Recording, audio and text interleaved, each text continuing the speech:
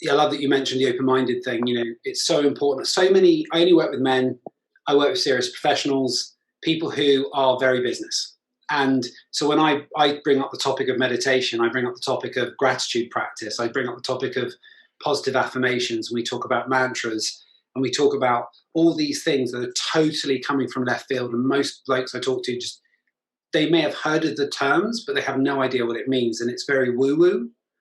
Um, and I know you were hesitant when we first started. You were like, I'm open to try stuff, but I am a bit like, I remember your face when I mentioned a couple of things. You were like, okay. But then 4 months later, it's now an integral part of what you do. And when you don't do it, like the previous weekend when you had a bit of a blowout weekend, you really notice the difference when you drop the morning routines, you drop those things that we put in place to kickstart your day in the right way. I mean, to give people an idea, we've talked about how much weight you gained over a 10-year period in consultancy. You've lost 16 kilograms, which is 35 pounds, in 16 weeks. You've lost 6 inches in total from the circumference of your chest and back, and you've lost 4 inches off the waist and the hip. So not only have you lost a lot of weight, but you've also lost a lot of size. On top of that, you've had increased energy, improved mood, increased sleep. How do you feel, which is a hard thing to quantify, but how do you feel now in comparison to where you were when we first met or just before we first met?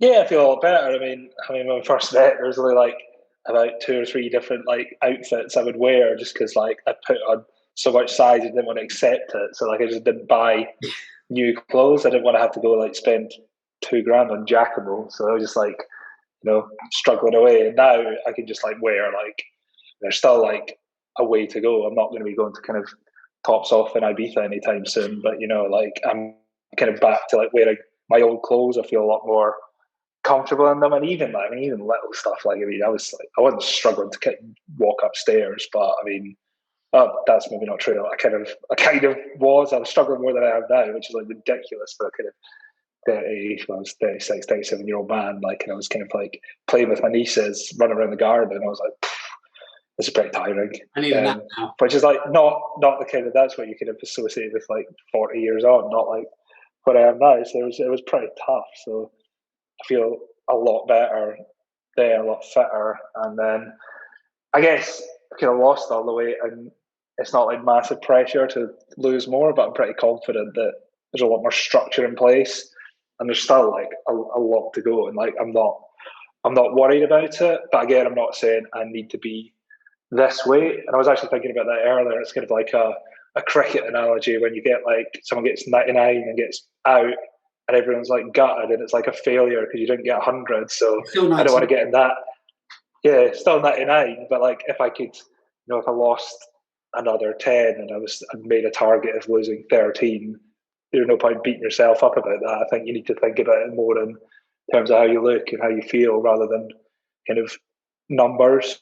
But I mean, numbers are so good when you stand on the scales every week and you're kind of going down.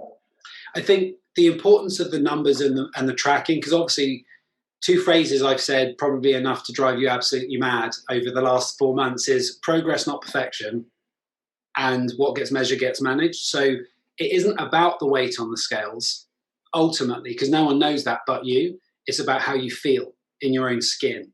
It's about how you feel when, I know we're all in lockdown at the moment in the UK, this is being recorded in January 2021, but you want to be able to have that confidence to be you in every setting and not feel insecure, not feel like you're self-conscious.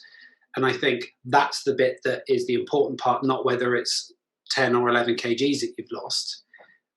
We just use that to quantify your progress and to make sure you're making progress. But I also loved, that the innings analogy of 100 runs as opposed to 99. A lot of people have a perfectionist mindset where they want to achieve certain things and then they view anything else as a failure. You hit the nail on the head. It's just about making the progress.